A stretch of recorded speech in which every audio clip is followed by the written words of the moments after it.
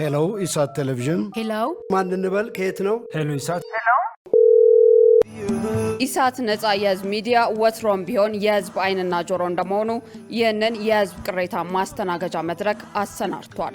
በዚህም ያጋጠሙትን ወይም ያስተዋሉትን የመልካም አስተዳደር ችግር፣ የሙስናና የጉዳይ ገዳዮች ጉድኝት፣ የመብት ጥሰትና ስልጣንን ያለአግባብ የመጠቀም ጸረ ዲሞክራሲያዊ አሰራሮችን ይጠቁሙን።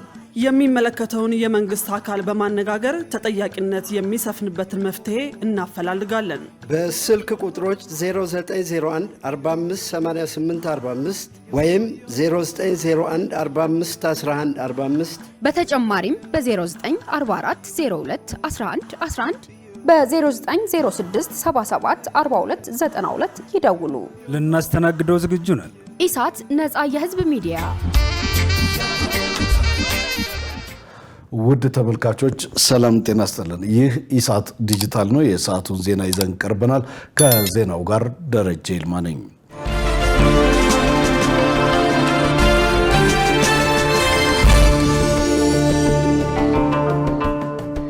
ኢትዮጵያና ሞዛምቢክ በትብብር ለመስራት ስምምነት አደረጉ። የፊርማ ስነስርዓቱ ጠቅላይ ሚኒስትር አብይ አህመድና የሞዛምቢክ ሪፐብሊክ ፕሬዝዳንት ዳንኤል ፍራንሲስኮ ቻፖ በተገኙበት በዛሬው ዕለት ተካሂዷል። ስምምነቱ የጋራ መተማመንና እድገት በሰነቀ ራዕይ ላይ የተመሰረተውን የሁለቱ ሀገራት ግንኙነት ወደ አዲስ ትብብር ምዕራፍ የሚያሸጋግር መሆኑ ነው የተገለጸው። በስምምነቱ የወታደራዊ ስልጠና፣ የከተማ ልማትና በቤት ግንባታ፣ የጤና፣ የሲቪል አቪዬሽን፣ የቱሪዝም እንዲሁም የዲጂታል ትራንስፎርሜሽን በተለይም የዲጂታል መታወቂያና ዲጂታል የህዝብ መሰረተ ልማት ዘርፎችን ያካተቱ ታሪካዊ የመግባቢያ ሰነዶች ተፈርመዋል። እነዚህ ስምምነቶች ከፖሊሲ ሰነድነት ባለፈ ለጋራ እድገትና ተጨባጭ መንገዶችን የሚቀይሱ መሆናቸው ተጠቁሟል። የኢትዮጵያ ኢኮኖሚ በከፍተኛ ደረጃ እያደገ ባለበት በዚህ ወቅት ሀገራችን የደረሰችበትን ልምድና እውቀት ለአፍሪካውያን ወንድሞቿ ለማካፈል ያላትን ቁርጠኝነት በማረጋገጥ መሰል አጋርነቶች በጋራ ለመማርና ለማደግ ዝግጁ መሆኗንም የጠቅላይ ሚኒስትር ጽሕፈት ቤት አስታውቋል። በመረጃ ነጻነት ረቂቅ አዋጅ የተጠየቀ መረጃ በሚከለከልበት ጊዜ ይወስድ የነበረው የይግባኝ ጊዜ እንዲያጥር ተደረገ። በተያያዘም የሕዝብ ተወካዮች ምክር ቤት የዲሞክራሲ ጉዳዮች ቋሚ ኮሚቴ አዋጁ የአስቸኳይ ጊዜ መረጃ በ48 ሰዓት ውስጥ መሰጠት እንዳለበት የተቀመጠው ድንጋጌ ተግባራዊነቱ አስቸጋሪ እንዳይሆን አሳስቧል። ገነት ዘዘው የህዝብ ተወካዮች ምክር ቤት የዲሞክራሲ ጉዳዮች ቋሚ ኮሚቴ በመረጃ ነጻነት ረቂቅ አዋጅ ላይ የአስረጅ መድረክ በትናንትናው ዕለት አካሂዷል። የኢትዮጵያ ህዝብ እንባ ጠባቂ ተቋም ዋና እንባ ጠባቂ ስመኙ በይ በዚህ ወቅት እንደገለጹት የተፈጻሚነት ወሰንን በተመለከተ መንግስት ነክ ስራ ላይ የተሰማራ ወይም መንግስት በንግድ ማህበር ድርሻ ወይም አክሲዮን ያለው ንግድ ማህበር በረቂቅ አዋጁ እንዲሸፈን መደረጉን ጠቅሰዋል። አያይዘው መረጃ የማግኘት መብት የሚገደብባቸው ልዩ ሁኔታዎች ከዓለም አቀፍ ህጎችና ከአፍሪካ ሞዴል የመረጃ ነጻነት ህግ ጋር እንዲጣጣሙ ተደርገው በግልጽ መቀመጡንም ተናግረዋል። በኢትዮጵያ የህዝብ እንባ ጠባቂ ተዘጋጅቶ የቀረበውን የመረጃ ነጻነት ረቂቅ አዋጅ መሰረት በማድረግ ቋሚ ኮሚቴው ተከታዩን ጥያቄ አቅርቧል። አዋጁ በግል ድርጅቶች ላይ ከጣለው ድንጋጌ አንጻር የፍላጎት ማጣት አስከትሎ በሀገር ኢኮኖሚ ላይ ጉዳት አያመጣም ወይ? ከተቀመጠው የግል መረጃ ደህንነት ድንጋጌ ጋር እንዴት ሊጣጣም ይችላል? በሌላ አገላለጽ በህዝብ ጥቅምና በግል መረጃ ደህንነት መካከል ያለውን ሚዛን እንዴት ማጣጣም ይቻላል? የአስቸኳይ ጊዜ መረጃ በ48 ሰዓት ውስጥ መስጠት እንደሚያስፈልግ የተቀመጠው ድንጋጌ ለዚህ የሚሆን ተቋማዊ አቅምና አስቻይ ሁኔታ በማይኖርበት ጊዜ ተግባራዊነቱ አስቸጋሪ አይሆንም ወይ? የመረጃ ኃላፊዎች ወይም ባለሙያዎች ከፖለቲካና ከበላይ አመራር ተጽዕኖ ነፃ ሆነው ኃላፊነታቸውን እንዲወጡ ጥበቃ የሚያደርግ ራሱን የቻለ ድንጋጌ አያስፈልግም ወይ? የህዝብ እንባ ጠባቂ ከማንኛውም የመንግስትም ሆነ የግል ተቋም ገንዘብ የሚቀበል ከሆነ ገለልተኝነቱ ስለመጠበቁ ምን ማረጋገጫ አለ? ይህ በእንዲህ እንዳለ አዋጁን አስመልክቶ የምክር ቤት አባላት ጥያቄ አቅርበዋል።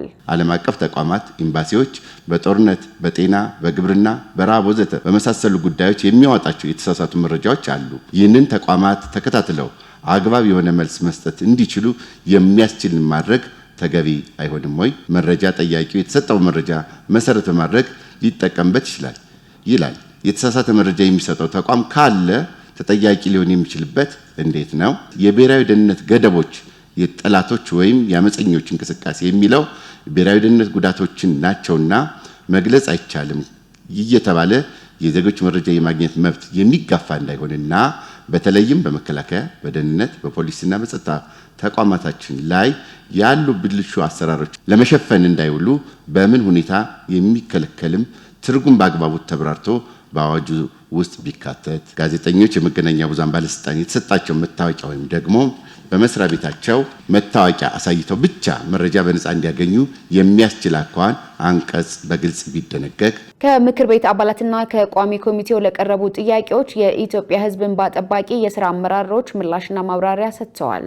የመረጃ ነፃነት አዋጁ ክልከላ የሚያደርገው ጥበቃ የሚያደርገው በህዝብና በሀገር ደህንነት ላይ ጥቅም ላይ ጉዳት ሊያደርሱ የሚችሉ መረጃዎች ላይ መረጃ የህዝብ ሀብት ነው ብለናል። መረጃው መገለጽ ሲገባ ባለመገለጹ ምክንያት በህዝብ ደህንነት ላይ ጤንነት ላይ ጉዳት የሚደርስ ከሆነ በአስቸኳይ ይሰጠው። ተቋማቶች መረጃውን አደራጅተው ሰነዶችን አደራጅተው እንዲያስቀምጡ ድንጋጌ ላይ አስገዳጅ ድንጋጌ ሲቀመጥም ለዚህ ቅድመ ሁኔታ እንዲያመቻቹ በማሰብ ነው። በማንኛውም ሰዓት ላይ በማንኛውም ጊዜ ላይ መረጃውን ሲጠየቁ መስጠት እንዲችሉ ማስቻል ነው አዋጁ ድንጋጌዎችን አስቀምጧል። በመገናኛ ብዙሃን ባለሙያዎችና በግለሰቦች በመንግስት ተቋማትና አሁን በተካተቱት የግል ድርጅቶች መረጃ እንዲሰጥ በሚጠየቅበት ጊዜ የሚመለከተውን ስርዓት የሚመለከት ይግባኝ የሚታይበትን የሚመለከት እንዲሁም ከዚህ ጋር ተያይዞ የሚቀርቡ ጥያቄዎች ካሉ በኢትዮጵያ ሕዝብ እንባ ጠባቂ ተቋምና በፍርድ ቤቶች የሚስተናገድበትን ስርዓት የሚዘረጋ ነው። ስለሆነም አዋጁ መረጃን የሚመለከቱ የወንጀልም የፍትሐ ብሔርም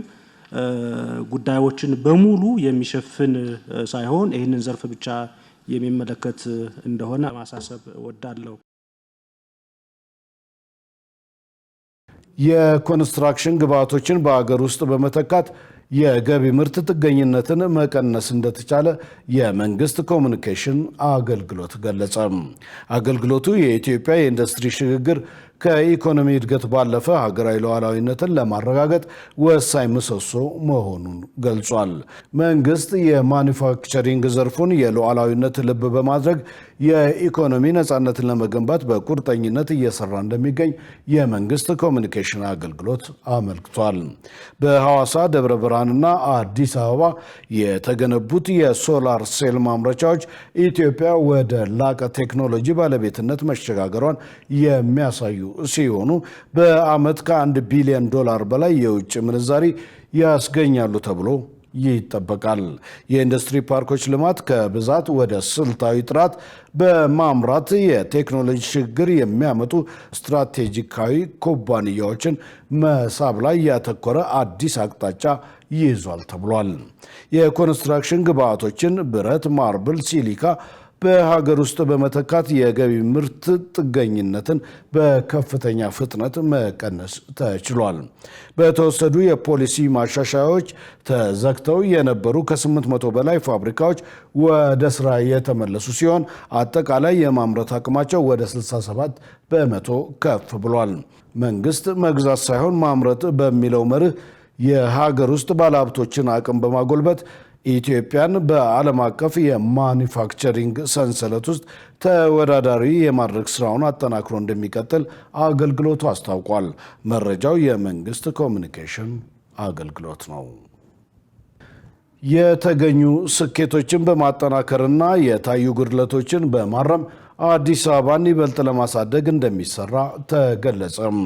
የአዲስ አበባ ከተማ አስተዳደር ከንቲባ አዳነች አቤቤ የከተማ አስተዳደሩን የ9 ወራት የስራ አፈጻጸም ግምገማ መጠናቀቅ አስመልክተው በሰጡት መግለጫ መዲናዋን እንደ ስሟ ውብ ለማድረግ በነበረው ሂደት በርካታ ስኬቶች መመዝገባቸውን ገልጸዋል።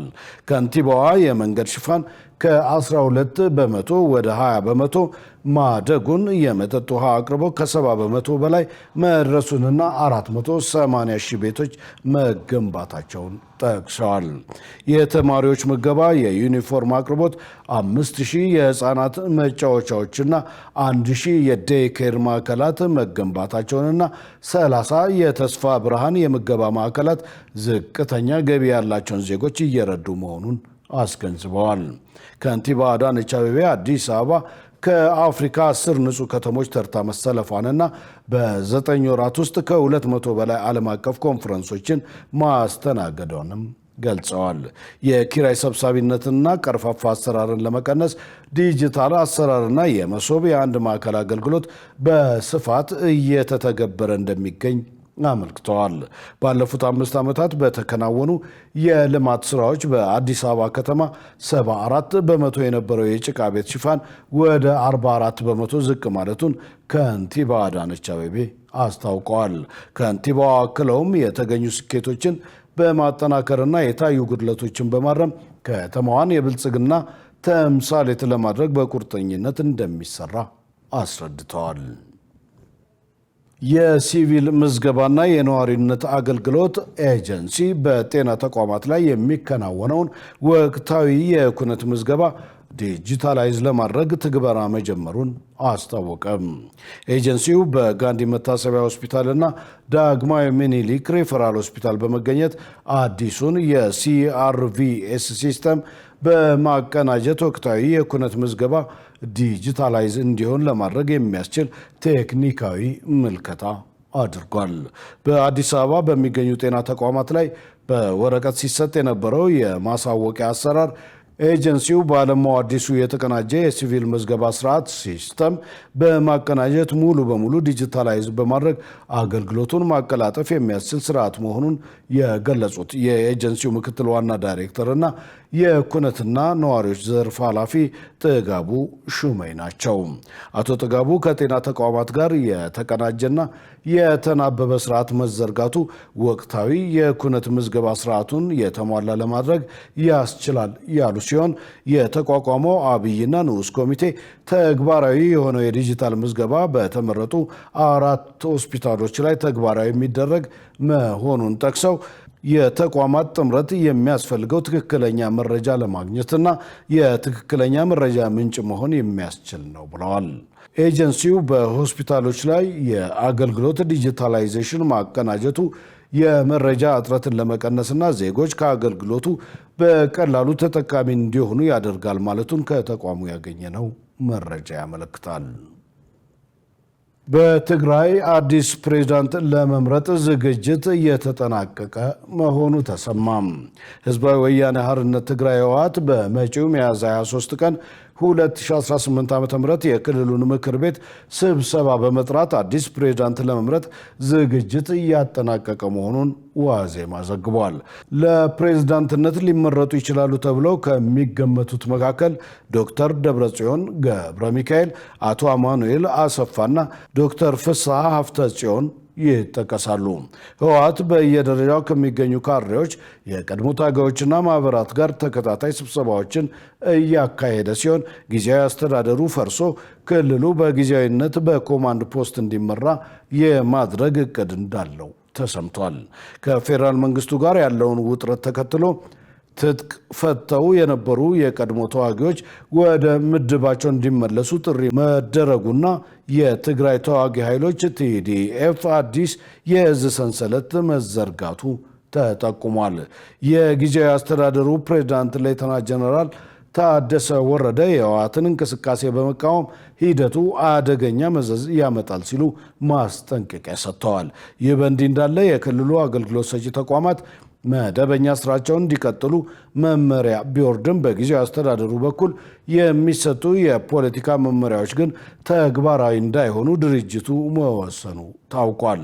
ህዝባዊ ወያነ ሓርነት ትግራይ ህወሓት የጊዜያዊ አስተዳደሩን የስልጣን ዘመን ማራዘም ባለመቀበል ከጦርነቱ በፊት የነበረውን መንግስታዊ መዋቅር ለመመለስ ከፍተኛ እንቅስቃሴ እያደረገ መሆኑ ታውቋል።